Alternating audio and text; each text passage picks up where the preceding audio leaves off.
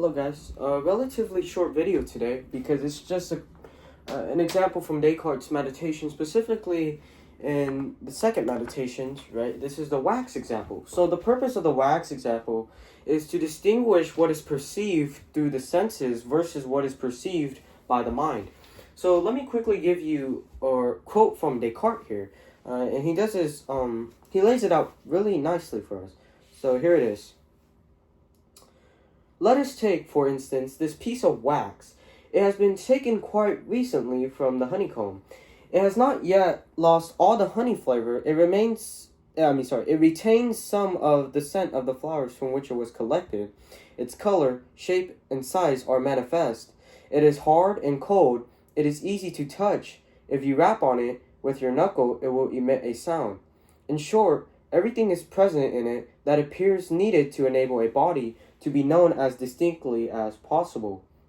But notice that as I am speaking, I am bringing it close to the fire. The remaining traces of the honey flavor are disappearing. The scent is vanishing.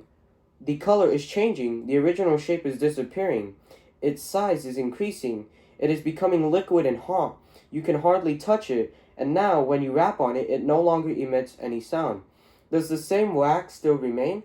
I must confess that it does. No one denies it. No one thinks otherwise. So, what was there in the wax that was so distinctly grasped? Certainly none of the aspects that I reached by means of the senses, for whatever came under the senses of taste, smell, sight, touch, or hearing has now changed, and yet the wax remains. So, let me just quickly put the book down. So, really quickly, if, for example, I take a piece of wax, right? Let's say I have a cube piece of wax, right?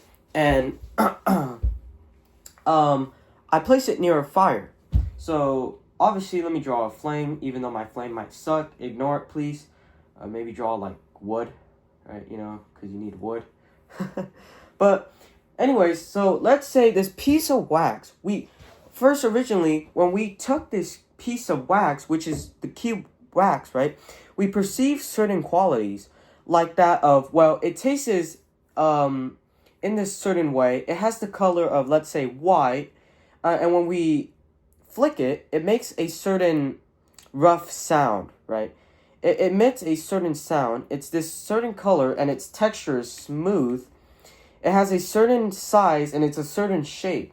However, when I place it near the fire, you will see that the properties that are perceived through the senses from the cube of wax is going to change. So when it's placed in fire, it's going to melt and become liquid. And let's say I put all this liquid into a cup. Yeah, I know that's that looks like a paper, but pretend this is a cup, right? And so this wax has turned into a liquid state, or melted or molten state. Now, we would say that this wax is still the same wax, right? And Descartes is saying, well, how do we know this? Well, it's because what we perceive, when we perceive something, we don't only perceive that thing only with the senses, but through the intellect, with the intellect, right?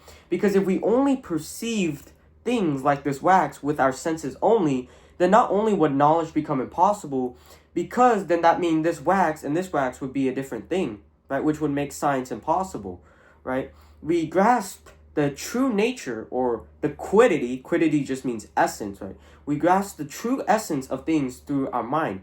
So what he's saying is that we don't clearly and distinctly grasp or perceive the wax just by the senses alone, but we distinctly and perceive it with our mind. Our mind allows us to see the true essences of things. So for another example, let's say I have a friend, right? And this friend could be, let's name him William. At this certain time, William was, a little bit whitish, he's white, his skin color is white. He is 5'8", and let's say he went to the beach maybe 1 year later. He went to the beach and he has changed, right? And now he's tanned. And now let's say he is 6 foot. Wow, that's tall. 6 feet, and let's say he was 5'8" originally. We would say that William is still the same person. These two are the same persons, right? But how do we know that? I mean, what we perceived of him, his height, his skin color, his texture, right? Not in that way, of course. But of course, those sensory qualities have changed. But we know he's the same person necessarily or clearly and distinctly perceive. And what I mean by clearly and distinctly perceive from what Descartes means is just that when you grasp something, it's kind of like a rational a priori intuition. Like when you grasp something that's necessary and cannot be doubted, like 2 plus 2, right? 2 plus 2 equals 4. That is clearly and distinctly perceived. And in Descartes' philosophy, the mind is the one that's most clearly and distinctly perceived his own existence, namely, right? He's a thinking thing.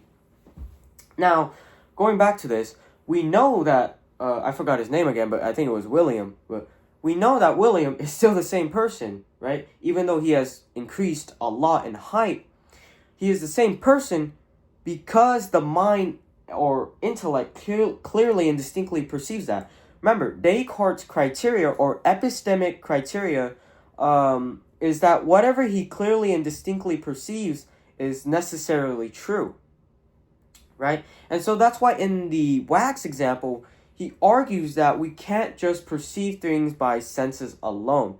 We perceive it through the intellect, okay? And that is the end for Descartes' wax example.